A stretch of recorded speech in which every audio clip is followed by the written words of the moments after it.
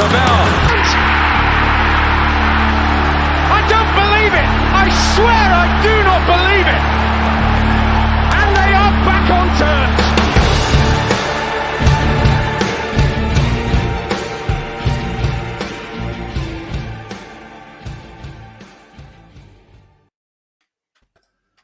Hello and welcome to New York Talk. This is the Rotherham United podcast. We have a defeat to talk about. Not many defeats to talk about this season, but we have one.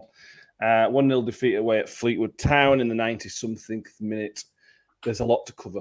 We're also going to preview Lincoln City coming to town on Tuesday for whatever time we have left at the end of the show. We were meant to go and change for our lineup tonight. Ben is not with us yet. Ben will hopefully appear at some point. Who knows? It's Ben. But we have Mick with us. Hello, Michael. Hello. Danny got Alban Glaves with us again. Thank you for joining us, Danny. Hello, everybody. And Will Daniels is back as well. Will, thanks for joining us, Will. No problem. I'm sorry for missing out on the shirt brigade today. I realised that we were twinning last time, so I wanted to be safe. Yeah, I like it. Safe bet, innit? Okay, so let's start with the off-field stuff first. Let's get that talked about, get out of the way, and then we can get on to the on-pitch stuff. It was a bit of an embarrassing day, certainly inside the stadium, certainly. The first incident was the people talking or shouting during the minute's silence. Danny, I know you were close to sort of the action. Just give us, for people that weren't there, give everybody a rundown of the situation, basically. Yeah, so fair number of fans were in the stadium before the warm-up had finished. And granted, I think the majority of fans didn't know there was the remembrance thing for Fleetwood's. But there was one guy who was a bit behind me. They were talking really loudly when all the stadium started to go really quiet. And when the stadium goes quiet, you know something respectful is going to happen because that's like just what happens. So everybody else had gone quiet, and the remembrance thing on the board came up where all the Fleetwood fans who had sadly passed away in the last year.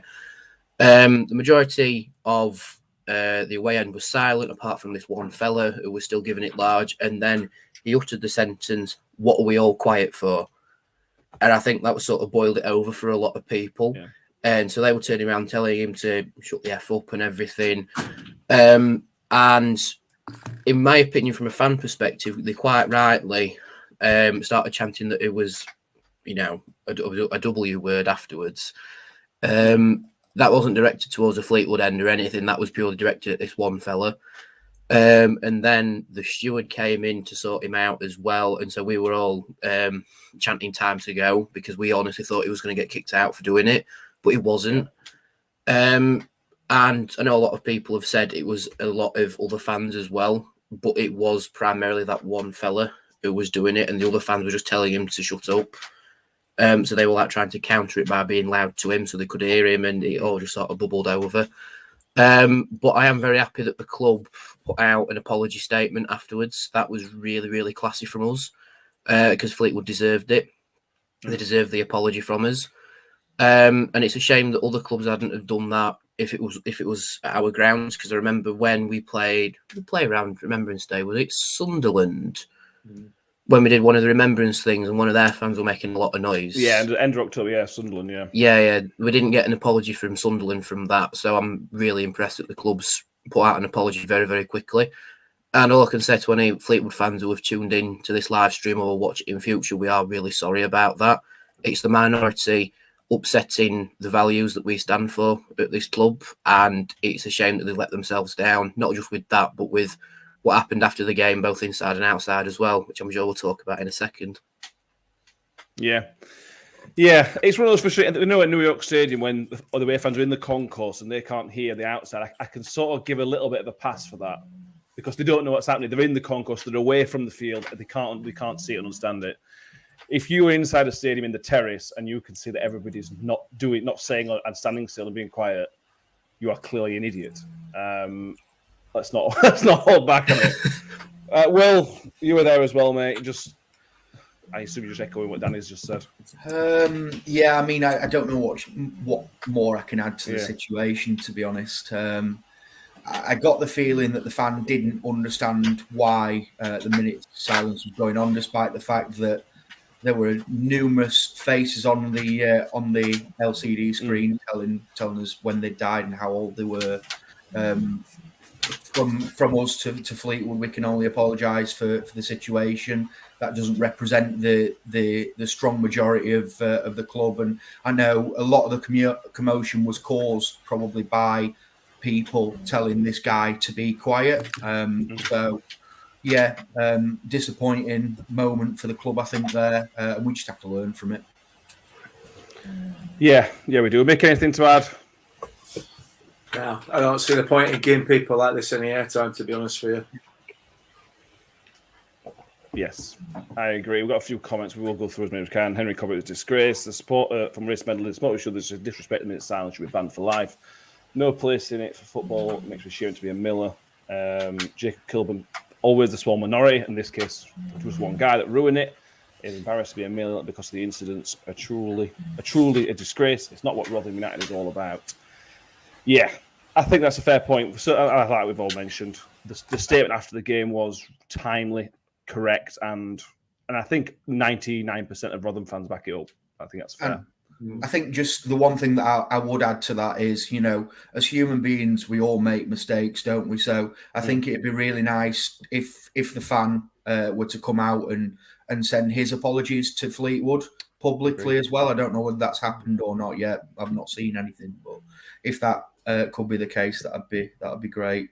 From my perspective, I'd really like that. I know everyone's got different viewpoints, but I think it'd be really respectful to do so. Yeah, I think that's a fair shout. Now we're going to skip forward the 90 minutes and we'll come back to the football again in a minute because there's some more nonsense to talk about in the away end. Fans fighting between themselves. This is a slight problem that's crept up in the past 2 or 3 years for me. It seems to be happening more and more when we don't win. And I'm really confused as to why it suddenly started happening.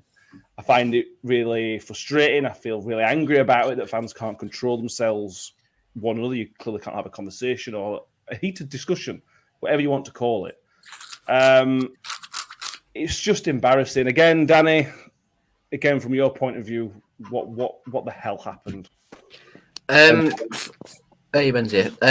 From my perspective, what happened was that some of the fans were booing the players, which I think was a little bit unjustified because we didn't especially play poorly. We just didn't win, like you say. So there were a few people booing, and then there were some people kicking off because they were booing, and then they were kicking off back at them, and that's sort of where it all bubbled over in the away end, at least. But again, if you can't respect other people's opinion, if someone wants to boo, it's not really your God-given right to stop them booing because that's their opinion on whatever happened after the game. Whether you think it's right or not, that's your own opinion, but you don't fight with someone for having a different opinion to you. Granted, you can fight on social media about it, which makes it a little bit less physical. Well, it doesn't make it physical at all, actually, but to try and have a fight with someone because they're booing and you don't think it's right, just respect where their headspace is and just go home. You know what I mean? You've lost a football game, but fighting about it afterwards doesn't change the result of the football game. You know what I mean? If you've lost and you want to boo and you don't like someone booing, either just move away from them or just go out the ground and call them an idiot on Twitter or whatever afterwards. But to have a physical fight with someone, because there was a physical fight at the front of the stand and then there were one about halfway up for people booing. And I think it's just an overzealous person who's high on beer and testosterone just wanting to voice their opinion back, but because you've just lost, you're all hyped up anyway and annoyed, so it just all sort of bubbles over. Whether that makes it right is, it's not right, it's wrong. Yeah. But to just go, I'm going to start swinging punch at you because you said I shouldn't boo, but I have done. And then you get people caught up in the crossfire because there were a young lass who got hit with a flying fist inside the ground. She's come out on Twitter and voiced herself. So fair play to her for coming forward about it. And all we can say is we're sorry it's happened to you. Because it's not right this happened. And if Fleetwood have the CCTV in the away end, which I'm sure they will do, they could take it further. We could take it further. We could try and explore which fans were the perpetrators, to use the big word for it. But it's just silly behaviour, isn't it? And at the end of the day, it's silly behaviour, and it shouldn't happen. If you can't take a loss going to football, you don't go to football. It's not the sport for you. It's a win, loss, or draw sport. If you can't hack it when you're losing, you don't go. Yeah. And we're Rotherham United. We're going to lose games of football. It's going to happen. Yeah. We're not Man City. You know what I mean? Exactly. Yeah, we've got a few comments. We'll keep going through because I think a lot of people have got a lot to say on this and fan show and all that type of stuff. Jacob Kilburn's got 2 points. Yeah, exactly. Couldn't handle booze yesterday. Truly embarrassing. Utter disgrace. The minority of fan base are an absolute waste of oxygen. It was like Rochdale all over again. The idiots who just wanted to cause trouble and wanted to have a scrap. But it's not just Rochdale. I think I remember Wigan this year. There were some issues. You can go back a bit further, a few years. There's been other games where this is happening. Mick, go on. Well, there's a common theme, isn't there? There's a common theme at the games that it happens at. It's when we lose. Yeah. Yeah. And there's a lot. This is a massive issue. It's not just just Rotherham United related. It's not even just football related, is it? You know, it's just a culture all across the country. But when bringing it back to Rotherham United, I find it really difficult. Obviously, Rochdale last year was really the first time I became aware of it, and I don't know. Maybe it's an age thing as far as I'm concerned, but I've seen Rotherham lose probably more times than I've seen him win. I would imagine over the years. And even as a child, I don't think I've ever cried about Rotherham United losing. I have. I know you. Yeah, well, yeah. But that's essentially what these people are doing. You know, and I don't know whether it's a modern day thing, a social media thing, or whatever. You know, and maybe it's my generation's responsibility about how we brought us kids up, telling them how brilliant and special they are, and then they can't act it when they don't get what they want. Couple that with a belly full of beer that they can't take as well, and they just behave like little kids, stamping their feet and lashing out at anybody that don't get them what they want. It's just pathetic. It is pathetic. You know, if you're going to go to a football match wanting a scrap, then you're a moron. In the true sense of the word. I don't mean in the insulting sense of the word. I mean in the actual sense of the word. You're a cretin, and you deserve everything that you get. And for me, that sort of approach to football, to Friday night out, Saturday night out, town, and everything else, it's an approach that's pretty much common to this country, really, all across the country. You know, and this just played out in a football stadium yesterday, but it plays out across the country week after week after week because the little boys can't take the beer, and little girls at times as well. And I find it sickening, to be honest with you, that it's associated with my club as well. It's associated with my club that have lost 2 games in 25. 2 games in 25. And you're stamping your feet and lashing out at people who are supposed to be on the same side as you because you can't take a bit of a defeat. I'm sorry. I am really, really sorry. But it can't get any more pathetic, really, can it, that sort of behaviour? And I don't know. From my point of view as well, all I would add to that is that, like I say, it plays out across the country, plays out countrywide. And we're on Sunday night now. We're recording this on Sunday night. And I can absolutely guarantee you this, that as a result of that very self-same kind of behaviour, somewhere in the country this weekend, somebody's currently mourning the loss of somebody who's been punched, kicked or whatever and has subsequently died as a result of that happening. A one punch, a one kick or whatever from some drunken tit out on a Friday or Saturday night or at a football match or whatever, and the family losing a family member. It happens time and time and time and time again, weekend after weekend after weekend. And you know, when you've seen the other side of that, it makes it even more sickening and more disappointing and more just It's just a sorry state of affairs, these people, and I don't want what to do with these people. I don't want anything to do with my club. And if it were me, if I'd seen those people and I knew they were and I had footage of them, I would be the first person. I'd be queuing up to grass them up, 100%, absolutely 100%. So if I'm ever at a match and it happens in front of me, mate, whoever you are, if you're listening, I'm grassing you up, pal. End of. Yeah, that's right. And I take pride in it as well, because you don't deserve to be at football matches. That's right. Well, one thing I will say, like with the whole recording it when it happens and everything, I saw a lot of noise on social media about, we've got all these vlogging teenagers and stuff at the club. Why hasn't any footage appeared? For a start, I'm not a teenager, by the way. I'm in my 20s, so just to put that out there. But secondly, I know the other vloggers who were with Rotherham United, and they are really sound lads. But I think it was the initial shock that it had happened, which is why none of the phones were out. Because it's like, why? What are you kicking off? We've lost a football game, and like you said, first one in 25, second one in 25. I think it was the initial shock why it's not been caught on camera, at least from the fan perspective, anyway. But it's in terms of people on social media, don't have a go at the lads who like to do vlogging and such for not recording it when we've been caught off guard doing it anyway. Sorry about the phone ringing in the background. It'll be my granddad saying, "Where's his tea?" But anyway. But yeah, but like, don't have a go at people who haven't recorded it just because they haven't recorded it or there's no footage out there, because there is. It's just not in the fan circles. You know, does that make sense? Yeah, I think you'll also bear in mind that I think people don't do these vlogs and think that you just record the full 90 minutes. It's you record the key moments and then put them together like that. I think that's possibly why they're maybe slightly uneducated on how the process works. Hopefully, anyway. Yeah. Not good. You guys have already mentioned the last that got caught up in it. There was somebody saying an older fan got caught up in it as well. It's just, I can't comprehend it. You know, other people go to football for different reasons. I can't comprehend going to a football game. Me and Mick sit together, and I've had disagreements with other fans, semi-heated disagreements with other fans. I have never felt the need to punch somebody, and I hope that the other fan I disagree with has not felt the need to try and punch me. I've certainly not experienced it.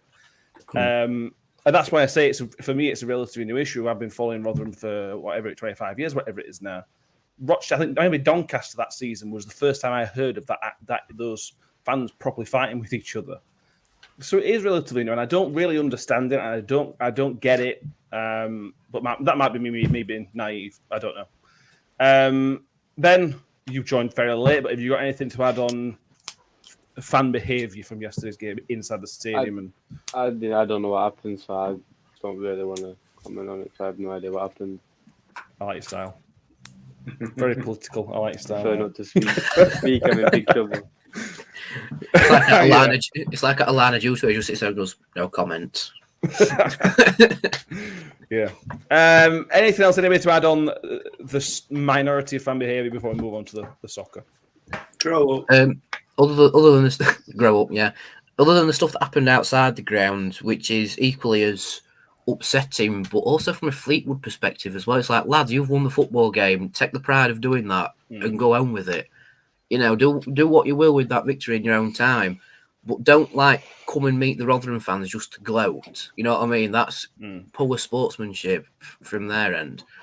But it was strange because as I've come out the ground, it were a fair walk to the coaches, but we didn't actually know where our coach had been parked, because I think there was the supporters coach, and then a couple other pubs that have gone. But our Kimmy Park bus was way down the road, so when we first came out, we didn't know where it was. But then we just sort of see these two lines of fans coming at each other, and it looked like something out of the American Revolutionary War. There were just two lines of fans stood at each other like that. And they were both, I don't know if they were both sort of scared to throw punches at each other. It was strange. It was strange. And then coppers come out to try and break it up. But then people were breaking through their line because there were only a few of them. And I was just stood back, just watching it. It was like being at the zoo. It was like a zoo performance show, what were happening on the road. And it was silly behaviour. And there was some fans stood off to the side from both sides, just sort of intermingling with each other, both looking at each other, going, "What's that? Why is this happening?" You know what I mean? It's silly. I mean, we said before we went live that Fleetwood had an issue with Accrington early in the season when Accrington went. So I don't know if this is an in-house issue with Fleetwood and we've risen to it, or if it was just the butting of heads together. Their chairman's son is one of these, isn't he? Their chairman's son's been involved in this sort of stuff in the past. Oh, has he? Both on social media and in real life, is my understanding. So, maybe it comes from top at Fleetwood. I don't know. But the information I've had is that he's been involved in that kind of stuff. So, well, hopefully it's not a filtered down thing from the leadership that's causing this new who knows thought process. But I hope it isn't. But like you say, who knows? But for us to react to it, I think it's just a follow on from in the stands. That was just a full heated argument thing of it. But you don't really want to see it afterwards, because I think the only time fans have really sort of clashed after a game of football this season was against Bolton away, I think, and that was just their fans on a grass verge and the coppers sent them away into the nearest pub. But with this one, it felt weirder because no one really wanted to get involved with the other one. They just sort of just stood there. And then obviously the heated fans came out from us, and then swingings happened, and then they reacted, and it was just a mess. And I think the quicker it gets dealt with by the right people, the quicker we can move on from it. Because I want to move on from it, because it was a black mark this season, I think. So let's just put it to bed and move on from it. People were wrong. Get them the right reaction from the right people, and let's just move on, I think. Yeah. One last comment, and then we are going to move on from Nad ND. This is for about a minute's silence. Having laid his dad to rest the day before, he found the disrespect shown to the Fleetwood fans, mourning the loss of their own, to be offensive. And I hope that's stamped out. Sorry if you lost ND. And that's the key. That's one of the points. If anybody is sitting there listening and watching, thinking, I don't understand why people are upset about it, that's why people are upset about it. You were talking through the respect shown to somebody's dad, son, wife, daughter, whatever. That's why people don't like it. That's what grates people. I don't think many people will not understand, but if you are one of those, that's why. Right. 22 minutes is far too long to spend on that. So let's talk about football, which is not going to be much more positive, to be honest. Let's go back to talking about what happened afterwards. Yeah. Well, let's start, mate, with you. It was... Something wasn't quite right. I still put my finger on exactly what wasn't right, but something wasn't right for the full 90 for me. Difficult to say, to be honest. I thought we, as a collective, we've not gave Fleetwood anywhere near enough credit for the performance they put in yesterday defensively. They've got a few issues defensively, but they just fetched in Zach Jules. NCR came on at half time, I think, and they changed to a back three second half, which caused us a few issues, I think. We had the majority of the ball, we had the majority of the bigger chances, and for whatever reason, unfortunately, yesterday wasn't our day. I mean, I recorded that we put 40 crosses into the box yesterday. Only 9 of them were accurate. So the issue probably, that final third, which we've seen over the last month or so, and obviously not taking the big chances when they've come. But overall, I think Warney said it in his presser. If it's 85th minute and we go away and we steal a goal from somewhere, we look at it and say it's 3 points and we've got away with one, sort of thing, but we didn't. And the goal that we did concede, probably the most frustrating out of the lot, given how much we pride ourselves on set pieces. Really disappointing goal to concede, but for me, not as bad as some people have made out, if I'm honest. Still some stuff that we need to change, but that's why it's good that we've got Saturday, Tuesday games to start building momentum again, and look at what happened after Fleetwood last time. Well, exactly. Yeah. We talked on last show about would it be Wiles or Sadlier starting. It was Wiles, because Sadlier had to pull out because of an injury in training on Friday. Greg started up top, Mick, and I don't know what you thought. I thought he had a was pulled off at half time, which is another topic. But I thought Grigg looked very dangerous. I thought Smith and Grigg in the first half linked up pretty well. I think Smith sort of lost that in the second half. Again, another topic. But first half, we did look dangerous. Although it was a bit spotty and a bit patchy, we were the better team. Yeah, we were the better side. I think we were the better side for the full 90 minutes, pretty much. But we were toothless, weren't we? We were toothless. Yeah. I mean, I accept Griggy did he hit the bar or just over the bar or whatever, and then missed an absolute sitter from across from Chio. I accept he were off balance and everything else, but we were toothless, and I can see why Warney wanted to change it at half time. I'm not saying it was the right decision, but I can see the sort of thought process that were going through his mind. Do we try something? Let's try something different up there. Let's see if we can make something happen. But it was a toothless performance, all told, right the way across the park, really. And he's gone back to those, Port Vale Pizza Cup type performance, where we're just a bit lackluster and we're allowing the other team to dictate the pace of the game, aren't we?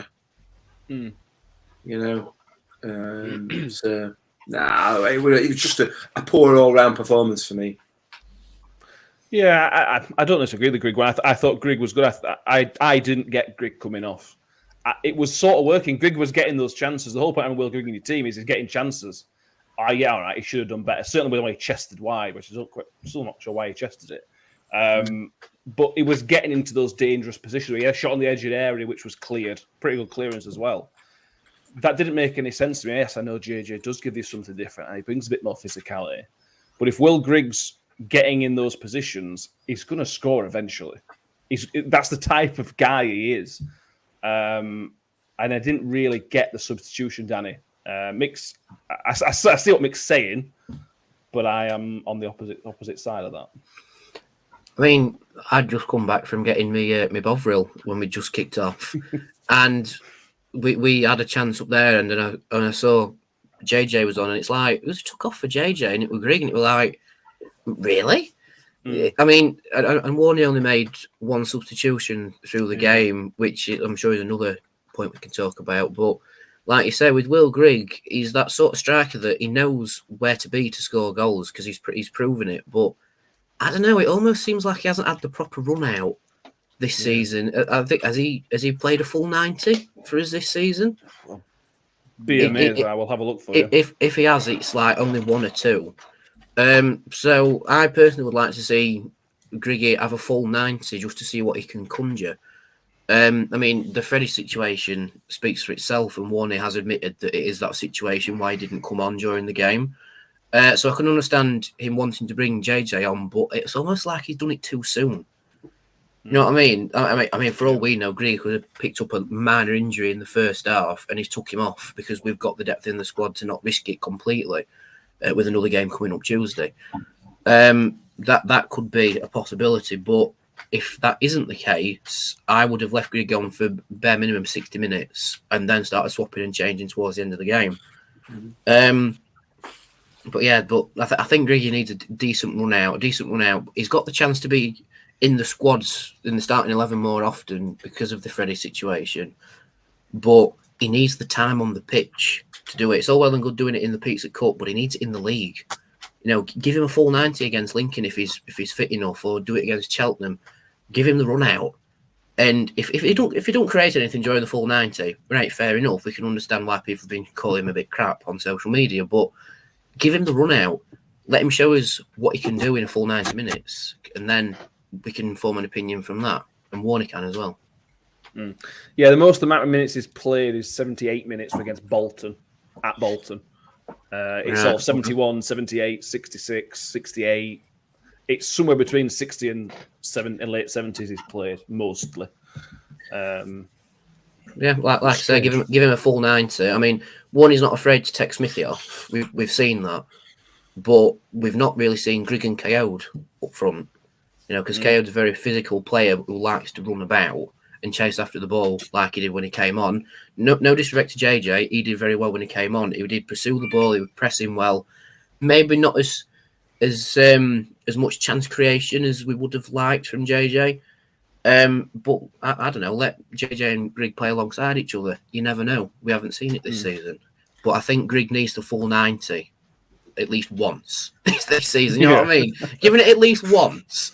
If he's now that we know he's on loan for the season, give him it at least once, please. Please, Warner, give him 90 minutes once, please. Yeah, I think he's overthought it. I think that's probably the problem. And sometimes the simplest solution is keep him on. Sometimes the simplest solution is don't change anything. Ben, I know you're in my camp. We both agreed yesterday that Smith and Grigg linked up very well. What was your assessment of the second 45 minutes without Grigg? I mean, the result speaks for itself, really. I mean, yeah, the result speaks for itself. I think I don't want to disrespect JJ. I think he could be a good player, but I think we're being blinded by the fact that he's an academy player. I think he's performing no better than Kuroma did when he signed for us, if I'm being honest. Different position, but I know what you mean, yeah. Not Kuroma. Let me think of someone else. You know what I mean, though? I think he's George Hurst. I think being blinded by the fact that he's an academy player, I don't think he's that good at the minute. Yeah, I don't know why he took him off. We'll never know why he took him off. Could have been injury. More than likely it's injury, but you don't know, do you? But yeah, did we even have a highlight in the second half? I haven't watched the highlights back. Did we even have a shot? I don't think we did we? Can't remember anything. So it kind of speaks for itself here, doesn't it? But There was no real shot. There were certainly chances in the box, but there was no, like Mick said, it was a very toothless second half with no real attempts at goal. There was chance creation, but no real attempt at goal, which I think a team who wants to be up and around the automatics needs to improve upon very, very quickly, don't we? Yeah, I think you've been harsh on JJ there, Ben. I know what you're saying. I get your point. Well, look at it. No, well, I see your point. I think maybe we think he's better than he is at the minute. I think we'll see maybe his potential. But to compare him to George Hurst is very harsh. I think next time he plays, look at it at the perspective of we've just signed him on loan from someone else. He's a good player, and he's got the tools. The issue for me is that he isn't as clever yet as Will Grigg. He never will be. He's not that type of player, I don't think. It's one of those catch-22s. He could be as clever as Grigg, but he needs to play. But he isn't as clever. You're then stuck in a bit of a circle. He's not good enough. He's not clever enough because he needs to play. We can't play him because he's not clever enough. But then he needs to play to get clever. He's not playing because he's not good enough. I think with JJ is in the unfortunate position where he's in a promotion pushing side, but he's at the stage in his career where he needs on the pitch, on the job experience with us to further his development. And sometimes it won't be as sharp on the ball as other strikers who have been playing football nearly as long as he's been alive, you know. But he learns that on the pitch, you know, from Grigg, Ladipo and Smith. They can help him as much as they can in training with it. But at the end of the day, he needs to learn on the pitch as well. And in the game situations, it's totally different in training. But like, I'm with you, Max. Compare him to George Hurst's time with us is a little bit harsh, but I see the point that you're making with it. You know, if you take away the aspect that he's an academy player, you can judge it differently. But in terms of, we all know what he is capable of because we have seen it. We've seen it against Crewe. We've seen it in the games that he's played in. He is a very good player. But sometimes his greenhornness, if that's a word, it's not a word, but you know what I mean, that sort of comes through a little bit stronger than his ability that we know he's got. But that's just because he's breaking through into the team this season. It's teething problems. That's it. It's teething problems. That's what it is. Teething problems. I think just on that, so Coyote's been in the squad because Warney thinks he's good enough. So I think to compare him to George Hurst is a little bit harsh based on what he's done. He's learning from two of the best strikers that you could possibly learn from in Will Grigg, who's been, you know, one of the best League One goal scorers of all time, and Michael Smith, which is probably one of the best EFL target men, is he not? So That's why he's in the squad and still around at Rotherham United. Just nipping back to Grigg if I can. Obviously missed two big opportunities in the game yesterday, and that'll have formed some of the opinion as to why he came off from Warney. For me, when we've been at our best this season, Matt, you mentioned that he played 70 odd minutes at Bolton or whatever, and then there was 70 odd and 60 odd after that. That's when Rotherham United have been at their best, have they not? So for me, I would like to see Griggy now get 4 or 5 games under his belt where we say, you're the main man, you're going to play the majority of these games, show us what you can do, rather than fetching him on for 20 or 30 minutes, expecting him to just get a goal, because momentum is everything in football. We've got all these games coming back to back, and if he can, grab one on Tuesday, who's to say that he can't then go and bag a couple on Saturday and continue? Let's face it, he came out of the side initially because we were playing Sunderland and Freddie had to play. Otherwise, he would have still been inside, would he not? Yeah, well, exactly. Yeah, I agree. And you got to question how much the Freddie situation is then affecting the substitutes. If you don't want to play Grigg for 90 minutes, that's fine. Freddie's your logical sub. He's a logical swap. And I get why he's not playing Freddie. And I agree with it to an extent. But then that's, again, maybe complicating Warney's thinking that, JJ wants to be here for the long term, so I want to help JJ play. But Freddie is the logical option. But then bringing Freddie on is maybe causing, back in a boot or two, which then causes more disruption. Yeah. So I don't know. I know we're probably about to come on to substitution, so apologies if I'm jumping the gun here a little bit. For me, we got that bench wrong completely yesterday. If you're saying to me that Freddie Ladapo isn't going to be coming onto the pitch because you don't want to play him, why is he in the match day squad? It doesn't make any sense whatsoever. Would you not have rather had Mikel Miller on the pitch? Or someone like that could affect the game? The game was won and lost yesterday by one manager making the right decisions, the right substitutions, and one not doing it. And, I am the most Paul worn-in guy that you'll meet, but yesterday he got it wrong, and I've got to call that out because I've been the first person to call it out when he's got it right as well. Mm-hmm. Yeah, I thought it was a very strong bench, but there weren't many attacking options. Mm-hmm. You had Freddie JJ, that's it. The rest were basically defensive options. Even your midfielders, Adolfin is a defensive midfield option. I 100% agree. Paul Warne essentially came out post-match and said it wasn't going to put Freddie on the pitch. That's basically what he said without saying those actual words. That's basically what he said. Well, then why is he there? Frustrated, Mick. Thoughts on substitution? Because to make one, he's tied one hand behind his back with substitutions because of who is named on the bench, really. Yeah, I don't know why Mikel Miller wasn't on the bench. I assume it's because of injury rather than anything else. Maybe he's not recovered fully from the injury that he had. So I'm not going to get triggered and exercised by the fact that Freddie Ladapo went on bench and didn't get used.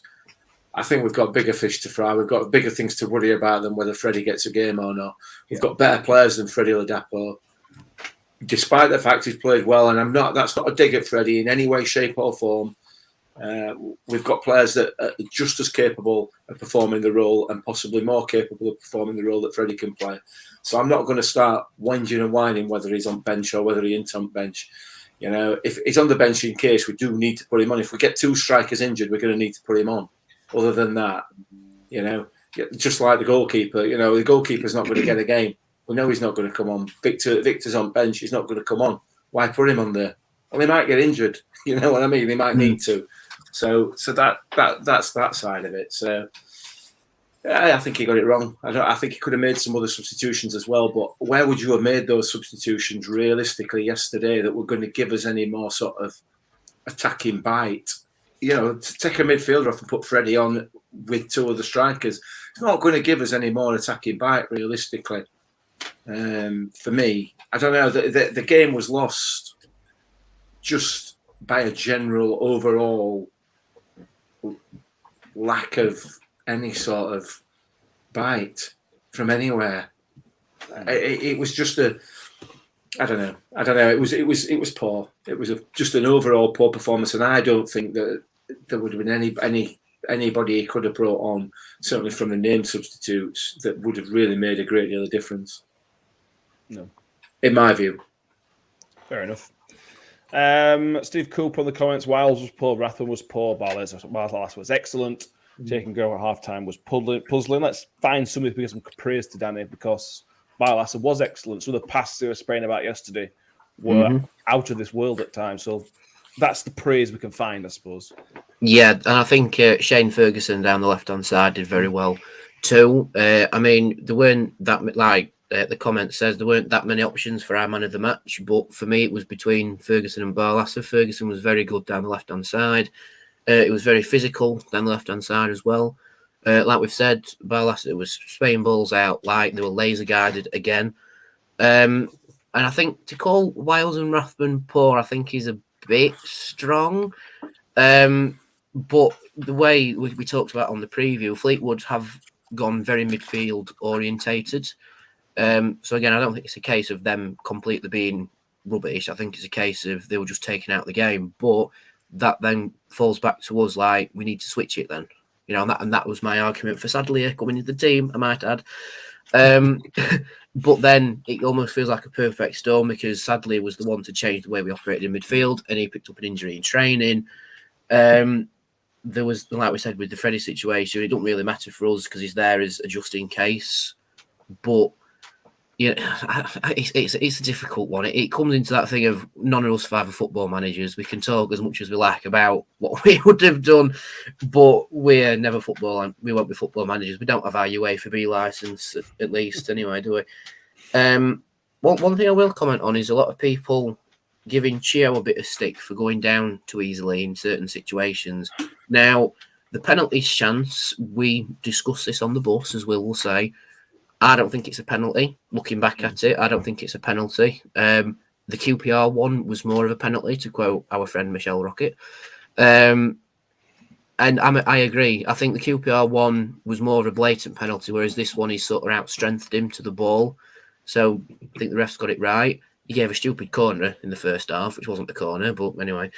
But with Chio going down too easily, no. You know what I mean? No, Chio's like the winger that feels contact, and it disrupts the way. How do I put it? It disrupts his movement. Yeah, balance. That's it. It disrupts his balance, and that's why he goes to the floor, because of how pacey he is. That's what pacey wingers do. In the Premier League, it's a bit more theatrical. But in League One, you are the sort of player that doesn't go down under a challenge easily if you're in a successful side, like Chio is with us. I mean, we gave Shane Ferguson a bit of stick when he went down too easily, and our own players gave him stick for going down too easily.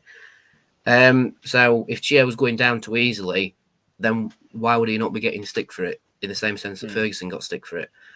I don't know. I think it was picking at straws, like who can we lay the blame on, who's at fault? And I agree. I think in this instance, it was Warney making the mistake with the substitution. But like Will says, I'm the guy that supports Paul Warne through thick and thin. I think to say he was just thrust into the managerial role, he has done very well with us, hasn't he? But he just gets it a little bit wrong sometimes. Go on, Will. I think one of the things that you have to mention there is, Warney's come out and owned the fact that he got it wrong yesterday, and I absolutely love that. That's the most important thing. Like 100%. When you do get it wrong, just say it is as it is.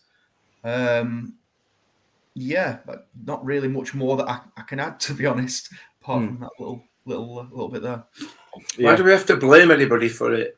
Yeah. Well, why have we, you know what I mean? It's talking about what went wrong. It's not necessarily saying you are craps. Although I don't mean us specifically us, just in general.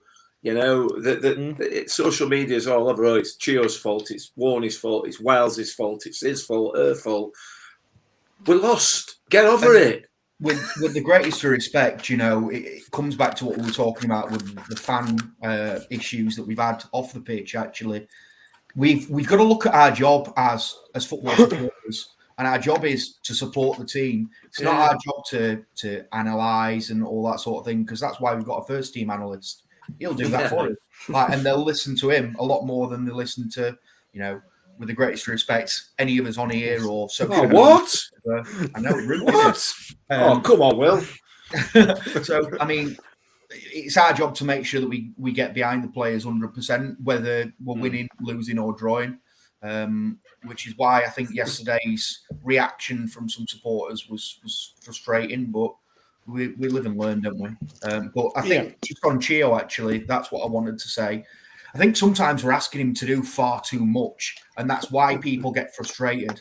Because so many times yesterday, there was a ball out to the right-hand side where we'd say to him, right, okay, you're on halfway line, you've got 3 men to beat, and then put a cross in, and it's going to be perfect. And if it's not perfect, you're going to get criticised for it. I think for me, Danny, I disagree with what you said. I think Rathbone and Wiles were both off it yesterday, which, they've been unbelievable at points this season, so not too much criticism. But overall, if you look at it, if Griggy takes those 2 chances first half, we're not talking about Wiles and Rathbone, are we? We're talking about 3 points. So I don't think we're a million miles away from where we wanted to be yesterday. It's just little things that we need to change. And I'm sure the management team will be working doubly hard to make sure it's spot on for Tuesday. Yeah, definitely. Yep. And I was a bit interested too, because fans get frustrated. Oh, we lost to a team like Fleetwood, or we lost to a team like Accrington, and I get that. But I did a bit of research, which I know is unusual for this podcast, but I have done a bit of research. I looked back at Hull last season. Hull went up as champions in League One. They lost to Fleetwood. They lost 4-1 to Fleetwood, who finished 15th. They lost to Shrewsbury, who finished 19th. They lost to Swindon, who got relegated. They lost to Accrington, who finished 11th, and lost to Burton, who finished 16th. We're going to lose to teams that we may consider to be rubbish. That don't mean we can't go up and win the league. It's part of football. And Fleetwood at the moment, I think they were 4th bottom yesterday. I don't know whether if they've jumped up, but I think they're 18th now. 19th. Thanks for that. Just like there's no team in this league or in any professional league that's just going to roll over and say, "Ha, you're Rotherham United. You can have 3 points." Like it's stupid to expect that, to be honest. And as I said at the start of the program, I don't think we gave Fleetwood enough credit for how good they were off the ball defensively. They got their subs absolutely spot on. They changed their shape in that second half and caused a few issues. And they'll do that to a lot of other sides. And from us and our perspective now, let's hope they go and do it to some of these top 6, top 8 sides and help us out. I think that's really unfair, Will, that. And I don't agree with you, mate. And next time I see you, because I don't agree with you, I'm going to have to punch you in the face. It's just, To be honest, mate, you won't be the only person. No. Oh, dear. Let's a couple of people asking about Jamie Lindsay, Ben. Jamie says on here, don't think Wiles deserved the start, hadn't been great since bottle away. Plays the fouls too easily. We needed Jamie Lindsay in midfield. Stephen Adams also says, when he mentions Jamie Lindsay, could he have made a difference? For me, Ben, he wouldn't replace Ben Wiles. I'd rather see him post Rathbone, maybe. But where are you? Because we've not seen much of Lindsay recently. Depends on the game plan. They're 2 different players, so it depends on the game plan, doesn't it? Which I obviously can't comment on because I'm not in the facility and I'm not. Cop out. So. Cop out. Well, I mean, if you can play Lindsay for one game plan and play Wiles for another because they're 2 different players. So if you're going for a more aggressive, then you play Lindsay. But if you want that technical quality, you play Wiles, in my opinion. So it is what it is. And the way teams are playing us at the minute, I play Lindsay because they're not letting us play football. So I might as well make it a scrap, which it is being, and we're losing it. Fair comment, really, that, yeah. It was struggle with the pitches then. Go on, mate. I was going to go into their goal because that came from Ben Wiles being fouled, being pulled back. Mm-hmm. And I don't know whether he didn't get that foul because he's gone down so easily in the past or whatever. It looked a foul to me. Maybe it's not. Maybe it is. Maybe it isn't. The free kick. I don't think it's as blatant as Warney made out. I thought maybe it was a foul, but it wasn't a horrendous decision. It was, but the foul that the free kick came from was the most blatant dive I think I probably have ever seen. I mean, it was just literally it was a 9.9, weren't it? It was just a Tom Daly. How the referee has bought that is utterly beyond me. But anyway, I mean, it's a moot point because she should have defended it anyway. Doesn't matter. But, that was not a free kick in anybody's world. I think as well with their goal, that's the reason. It's the reason why a lot of people got upset. If they missed it or floundered the chance, or that free kick doesn't get given in whatever context, we're talking about a 0-0 draw and we've still got a point. Yeah. But I think the fact that it went in the 95th minute hurts a bit more. And the last time that happened was against Wigan, I think. Yeah. Wigan back, yeah. And look what happened since we played Wigan. We sort of found our feet again and cracked on a bit. Now, as we hopefully this is a smooth transition into talking about Lincoln. But Lincoln also lost in the added time right at the end of the game to Cambridge after beating Sunderland 3-1. So and then we're playing them on Tuesday. And against Cambridge, that was a team that Lincoln on paper should really be beating. But it's just that thing. If you expect to beat a side in football, 9 out of 10 times you won't, because that's the wrong mindset to approach a game. Yeah. Like, granted, in the Premier League, probably nailed on that Man City are going to batter Norwich. That's effectively nailed on because of the nature of the league. But in League One, you don't really want to nail your colours to any sort of mast on beating a side, because generally you won't do it. And I think that links back to Fleetwood. A lot of people's issue with that was that everyone was thinking we should really have beaten Fleetwoods. But that's not a given in League One. Anybody can beat anybody, as proven when Lincoln played Sunderland and when Lincoln played Cambridge, because they lost. Yeah. Yeah, the only thing we're only missing from our game this season is late goals. We've not had any of those 90-plus goals, I don't think, this season, which is normally a staple of a promotion-winning team. Look, we've got another half a season left, so there's time for that to, and we know this is the time of the season our fitness levels normally tell on other clubs. So that hopefully may come. I don't know. Ben, you're the sportsman in all of us. What are your thoughts on that? What I've just said about late goals? On what? That there is none. Yes. But yeah, there's not been no late goals. So. we haven't been able to score. We didn't even look like scoring yesterday. No. I think if we're still playing now, we wouldn't have scored, would we? No. So we didn't even have a shot in the second half, is what I can remember. We'll see, won't we? In the next couple of weeks or next couple of months, because, like I say, it's coming to end the season and some players aren't as fit as our team. So Yeah. I think late goals. I also think late goals come down to a lot more than just fitness. I think it's a 70% mid-game adjustments. Okay. 30% fitness. Okay. You don't have the other teams fair. playing until the game starts, do you? No, we do. They could change. It's about adapting to the game. Yeah. I think you're right. Let's move on to Lincoln City. As I mentioned, Lincoln City come to town on Tuesday. Unless there's anything else they want to mention from the Fleetwood game, we've covered a fair amount. I'm sure we've missed something, but happy to move on. Yeah. Take the silence as a yes. Yeah. We lost. Get over it. Yeah. did. On won't. to the next. Easy as. On to the next, which will hopefully be a win. Like I said, Lincoln come to town on Tuesday. That was the start. You talked about symmetry, Danny, after we lost to Accrington, with it being Lincoln. We lost to Fleetwood, and we're playing Lincoln next on a Tuesday night. Yeah, it's strange, isn't it? We've got to use it. We've got to be positive. If there are any changes, they've got to be positive. We're at home. They've just lost. We've got to step back up, really. Yeah, I think now is when you show your bottle as a promotion contending side. It's not necessarily how you lose a game; it's how you react to losing a game. Like we said before, we played Fleetwood, lost rather badly, and then played Lincoln, and it was a very good reaction. And Lincoln were kept in it through some very good saves from Josh Griffiths.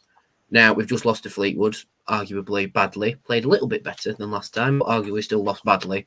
from taking the fans' reaction outside the ground into context anyway.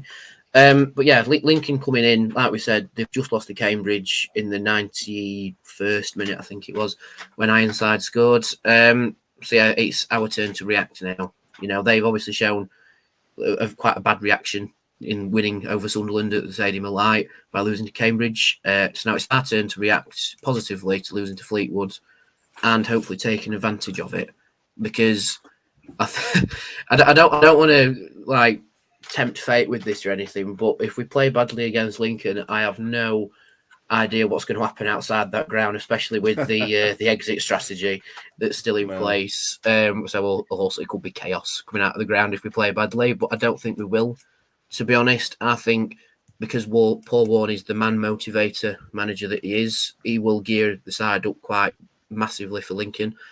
And I just pray for a positive performance, which I think probably will happen. Maybe. Let's hope so.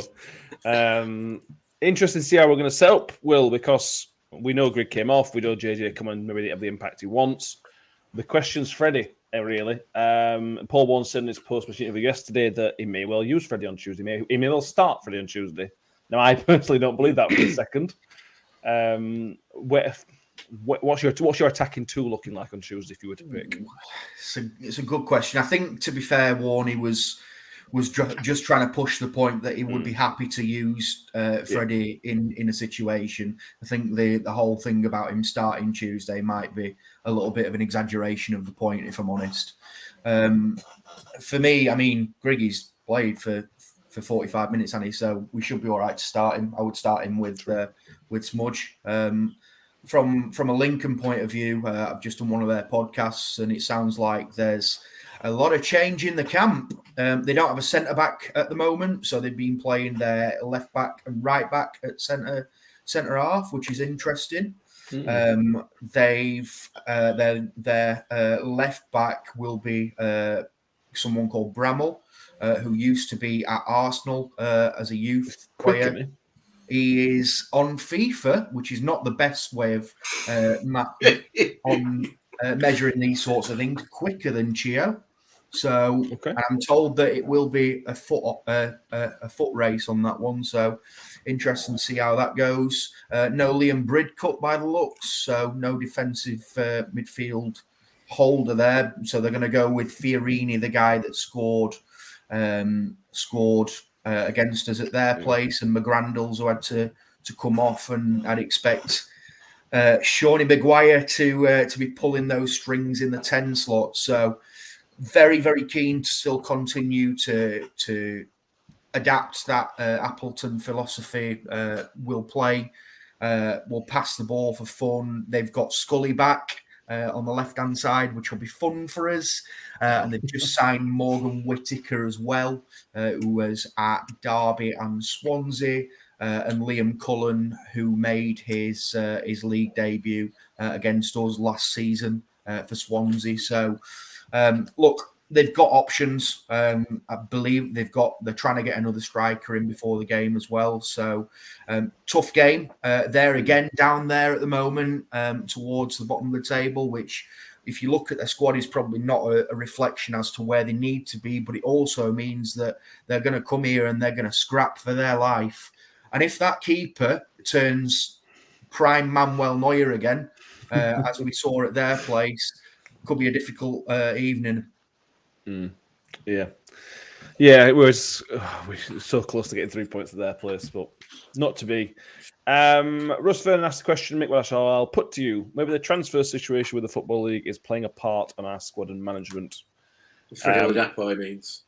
Yeah. Freddie Ladapo and the rumours coming in, which we should quash one room. I assume everybody else to Paul Ward. The Stockton rumour was nonsense, as expected. Shock everybody. But Paul Ward mentioned, Mick, that it is having an effect maybe on him a little bit, and this, I don't know. I find that a little bit frustrating. That I know he's a human and things can affect you, but it's a transfer window. We all know what transfer windows are like, and I wonder if it's affected him too much. I don't know. Obviously, he's not happy about the Freddie situation and the fact that Freddie's put the transfer request in.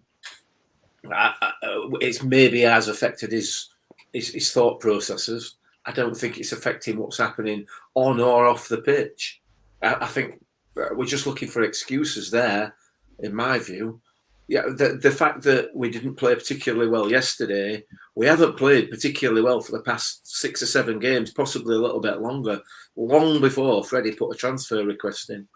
I don't think anything's changed. Certainly from a kind of first team footballing point of view, a game point of view. Maybe it has a little bit of an influence on what's happening, but certainly the rumour side of stuff is just nonsense, and they know that rumours are rumours, and they know that the rumours are nonsense. So I don't know. I don't know whether we're clutching at straws here because we're on a really bad run of losing 2 in 25, or I don't know. I don't know why we're worrying. I genuinely don't. I'm the one who spent the first half of the season saying, look, lads, calm down. It's a long season. You never know. It could happen. It might not happen. It might happen. We're doing well, but let's not count our chickens.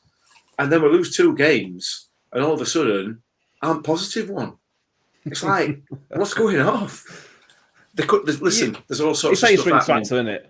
You said two losses in 25. You could also want 2 wins in 5 for a team that's trying to chase the title, essentially. It's not, though, is it? It depends on, is it? Well, it is. But it is 2 wins in 5, isn't it? And one of them loss in 1 and all, isn't it? You know what I mean? Let's come on. It's about but this is the point, isn't it? It depends which side of the fence you're looking at to say, oh, we're in a decent, good run of form, or whether we're in a bang average run of form. Why does it decide what side of the fence is there? There's a Rotherham United side, and that's it. It's a positive and negative. You can put I can't run. You could put a positive and a negative spin on either side of it if you wanted to. You could. Wow. I don't know why you want to, but that's why people would look at the recent form and say, right, well, only 2 wins in 5 and 1 win at cup. Let's not look for excuses. These people are running our football club and know exactly what they are doing. Yes, they are going to make mistakes. They are definitely going to make mistakes. However, they know what they are doing. And if ever in the history of this football club there was a group of people that we could trust with the custody of that club, these are the people. So get off the back, support the club. There you go, everybody. Nailed it. That's getting clipped for Twitter, isn't it? Yeah. Ben finishes off. We're going to previewing Lincoln game. Ref watch before we get Ben. Andy Haynes, he refed us against Wimbledon. He booked Victor for time wasting. Is the only thing I remember from him, really. Pretty early on. So, Ben, how much change are you making? I know I was below par. We've talked about ideally keeping Grigg in. Would you like to see any other changes in the team based on what we saw on Saturday? I can't tell you. Sorry, have I just woke you up? No, you haven't woke me up. You haven't woke me up. And I've been listening. You haven't. No. I don't know how Lincoln plays, so I wouldn't know who to play. It all goes on your opponent, so it's kind of impossible to predict. But if you're going just from a on paper perspective, I mean, same team really. Why change it? I think when we come on to do the preview of Lincoln, it's best to know at least what formation they play, man. Because it took me all 5 seconds to look on BBC Sport. I know they played 4-4-1-1 against Cambridge, like with what Will said. Yeah, with Maguire in the number 10 position. And like you said, I think to keep the same team as against Fleetwood's. I think in terms of what people have thought with Rathbone and Wiles, maybe chuck Lindsay in, give him a start as well. I think to swap Vickers and Johansson would. I don't know. It don't seem right to swap Vickers out. It was strange. Vickers starting. I didn't really understand that. I thought Victor was our league keeper. We hadn't even a chance to cover that really. Yeah, I mean, maybe it's because Vickers did well against QPR, other than the penalty shootout, but that's a different side of football. In terms of the 90 minutes and the 120 minutes, Vickers did well against QPR, so that's probably why he stayed in. So I think Vickers could probably keep his shirt. I don't think the back three was necessarily poor enough to change it. in such a short space of time. I mean, I can only really see Lindsay coming into midfield potentially, and maybe Miller for Ferguson. Maybe, I'm not sure. But yeah, but Ben, we need to stop looking at formations at least before we come on podcast, lad. I know, but you say that's their formation, but is it? That's what Live Score said or whatever it said. It's impossible to say. I don't know who their main man is. I don't know their tactic. I don't know what their manager likes to do. I know, but when I ask you, what I mean to is, let's concentrate on us. We are the better team. Yeah, but you don't win. We may lose the game. We may lose the game. We are the better team. So if we're to dictate the game, which I think we should be doing with the position we're in, because what I mean by that is, how would you see us dictating the game? But how would I see us dictating their game? By exploiting their weaknesses. That's how you dictate games. You don't. I don't know. The same team, because the same team, in my opinion, because that's on paper. I feel like our best team. Okay. I agree with that. I think, if you're going to dominate, if they're going to come and try and play football, which is what they try to do quite clearly, the team that we put out on Saturday is a team that has swept aside just about everybody who came to New York Stadium that tried to play football. So I'm 100% with that. Sorry, I know I jumped in there, but feel free. Thank you. Righty, it says Vickers' distribution was awful yesterday, which is a fair point. But it's everything else he did pretty well with. But I'd like to see Miller, if fit, he gets in more of a man position on the left hand side, which is also a midfielder advance. At least I'd like to see him on bench to go as that a little other option. Yeah. I didn't see anything saying he wasn't fit. I know he trained all week, so it was strange not to see him on the bench. And hopefully Sadler is fit enough for the squad, because again, it's another attacking option. Cool. Anything else anybody wants to cover? We've gone long on time, as always. No, I think I think we're all right.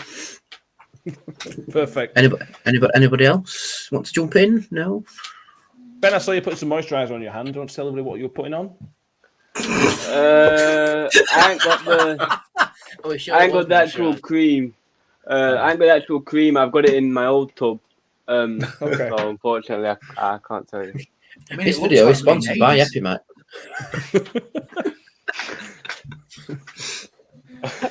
That's right. How can you read that?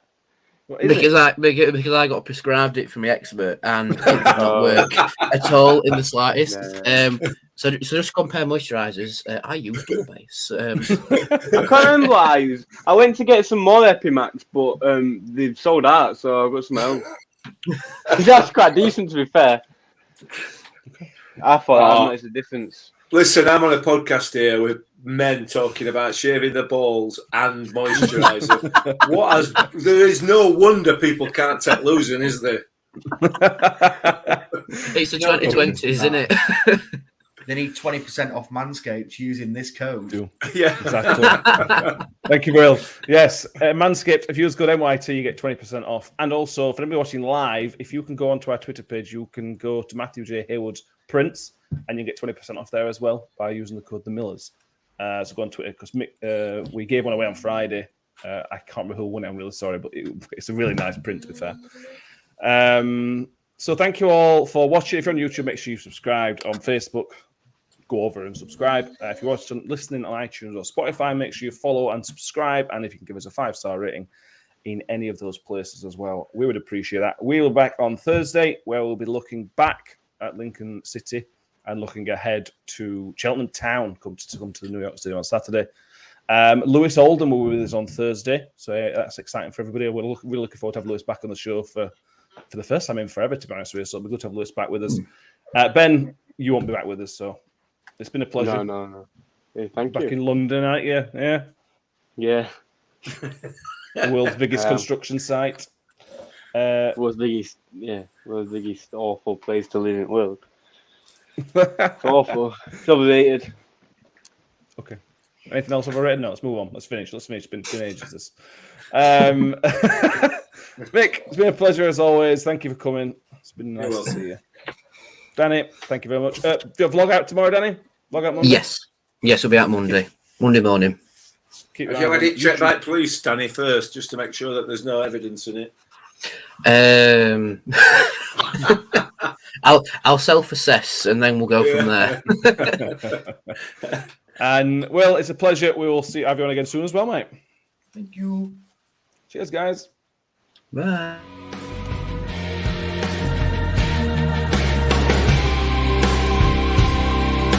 Credits on one-on-one. The credit finish shoot container shot. Yeah!